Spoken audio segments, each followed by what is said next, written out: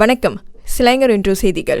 மாநிலத்தில் சிறு குழுவாக இணைந்து தொழில் தொடங்க விரும்பும் பெண் தொழில் முனைவோருக்கு 50,000 வெள்ளி வரையிலான மூலதன கடன் உதவியை யயாச நிஜரா ஸ்லாங்கர் வழங்குகிறது.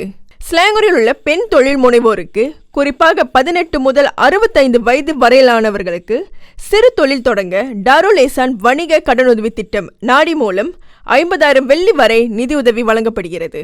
நியாகா டாருல் ஏசான் நாடி திட்டத்தின் கீழ் நிதி உதவியை பெற விரும்புவோர் கொடுக்கப்பட்டுள்ள இணைப்பின் மூலம் விண்ணப்பிக்கலாம் என்று அந்த அறவாரியம் தனது முகநூல் பதிவில் குறிப்பிட்டுள்ளது.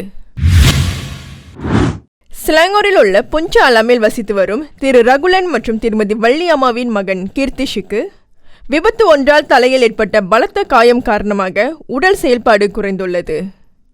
இப்பொழுது அந்த குடும்பம் அவர்களுடைய மகன் சுயமாக இயங்க முடியாமல் படுக்கையில் இருப்பதனால் பெரிய நிதி சுமைக்கு உள்ளாகியுள்ளது. இந்த துயர சம்பவத்திற்கு பிறகு அவர்களின் முழு வாழ்க்கையும் மாறிவிட்டது. இந்த சம்பவத்தை அறிந்த பிரதமர் டாக்டர் ஸ்ரீ அன்வர் இப்ராஹிம் அவர்களுக்கு நன்கொடை வழங்கியுள்ளார்.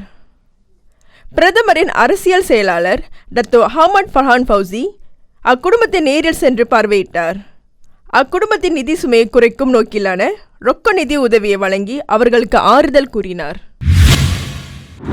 எதிர்வரும் செப்டம்பர் மாதம் வரை ஸ்லாங்கர் மாநிலத்தில் நீடிக்கும் என எதிர்பார்க்கப்படும் கோடைக்காலம் அல்லது தென்மேற்கு பருவமழையின் போது போதுமான அளவு கச்சா நீர் விநியோகம் இருக்கும் என்று எதிர்பார்க்கப்படுகிறது.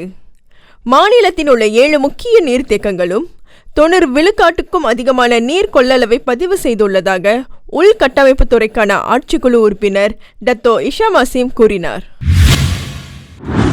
அமனா இக்தியாரின் பெண் எனும் புதிய திட்டத்திற்கு 10 கோடி வெள்ளி ஒதுக்கீடு செய்யப்பட்டுள்ளது என தொழில் முனைவோர் மேம்பாட்டு கூட்டுறவுத்துறை துணை அமைச்சர் டாக்டர் ஸ்ரீ ஆர் ரமணன் அறிவித்தார். இதற்கு முன்னர் பெண் திட்டத்திற்கு 5 கோடி வெள்ளி மட்டுமே ஒதுக்கீடு செய்யப்பட்டிருந்தது.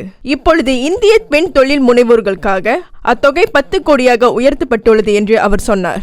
இக்கூடுதல் நிதி மலேசியா மடானி கொள்கைக்கு ஏற்ப பெண் என்னும் புதிய திட்டத்தின் வழி வியாபார கடனுதவியாக பகிர்ந்தளிக்கப்படும். இதன் வழி இந்திய பெண் தொழில் முனைவோரை அடுத்த கட்ட வளர்ச்சி பாதைக்கு முன்னேற்ற முடியும் என்று அவர் நம்பிக்கை தெரிவித்தார். பண்டார் சிறி டாமன்சராவில் அமைந்துள்ள AIM தலைமையகத்தில் 1000 இந்திய பெண்கள் கலந்து கொண்ட மாம்பெரும் விழாவில் இந்த அதிகாரப்பூர்வ அறிவிப்பை அவர் வெளியிட்டார். கடந்த ஆண்டு ஏப்ரல் மாதம் 14ஆம் தேதி பெண் திட்டம் அறிமுகப்படுத்தப்பட்டது.